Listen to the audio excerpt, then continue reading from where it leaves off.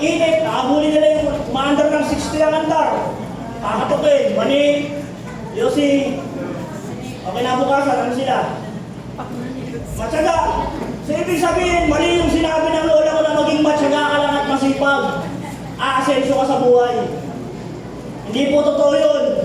Pero pag pinaubaya mo sa Panginoon, lahat ng meron ka sa buhay, ako na po ang nagsasabi sa inyo, sipag, tyaga at merong Panginoon sa buhay, pagpapalain tayo lahat ng Panginoon. Sino rin po meron makamdaman? Sino rin meron sakit sa mga bisita namin? Wala po akong dalang healing. Mukha ka rin ako may sakit eh. Wala po. Hindi po ako magpapagaling sa inyo. Nakita niyo yung tula kanina, nakita niyo yung tula kanina? Ano sabi ng Panginoon? Humayo ka at pinagaling ka na ng iyong pananampalataya. Ang magpapagaling po sa inyo yung mga pananampalataya na meron kayo. Kaya kung meron kang karamdaman, Panginoon, ino-offer ko po sa inyo, Panginoon. Meron po akong binisita sa Palawan, mga kapatid. Mayaman, merong rice mill sa Palawan. Yung asawa niya, nagpapakamatay na. Hindi mamatay-matay, sir. Nagdigte. Hindi namatay. Baka peke yung tali nun. Uminom na ng mga gamot, nag-overdose na, buhay pa rin. Uminom na lang kung ano-anong dapat inumin, buhay pa rin hanggang ngayon. Hallelujah. Tapos yung asawa niya, habang siya nagpapakamatay, nag-enjoy sa iba. Iba magkaiba. Ito nag-enjoy, ito nagpapakamatay. Hindi talaga tunga. Glory to God. Nataon, na ako yung pinadala doon. Alam ko po ang annulment of marriage. Alam ko rin ang marriage counseling. Kinausap ko ng magkaibang kwento. Yung babae, sinabihan ko, ikaw, nagpapakamatay ka, pag namatay ka, mas lalong mambababa yung asawa mo. Para mong pinapayagan yung asawa mo, lalong mambabae kasi nagpapakamatay ka. Ito namang lalaki kinakot ko. Lahat ng yaman na meron ka, pag dinimanda ka ng asawa mo dahil meron kayong marriage contract, mawawala yan sa'yo.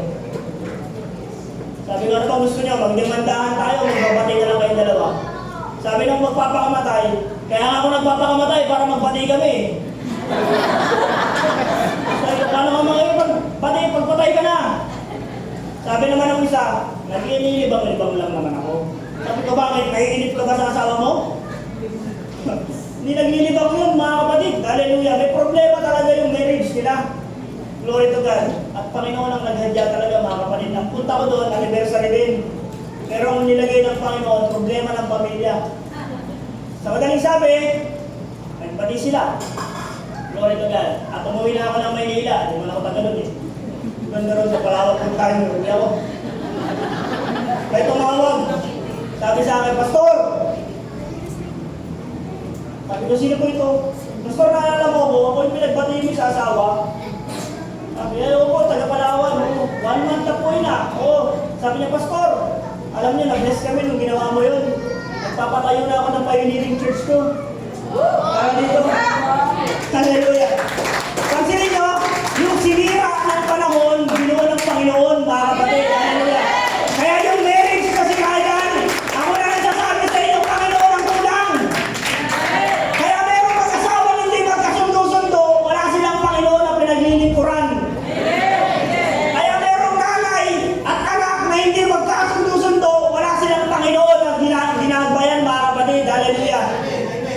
Alam niyo, mga kapatid, yung mga anak-anak nila yan, sali-saliwa na isip niyan.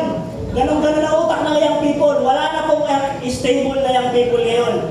Ngayon, ito gusto niyan. Mamaya, iba na naman gusto niyan. Amen, mga young people?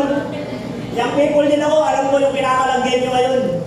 Hallelujah. Wala nang pati ng paisipan ng mga young people ngayon.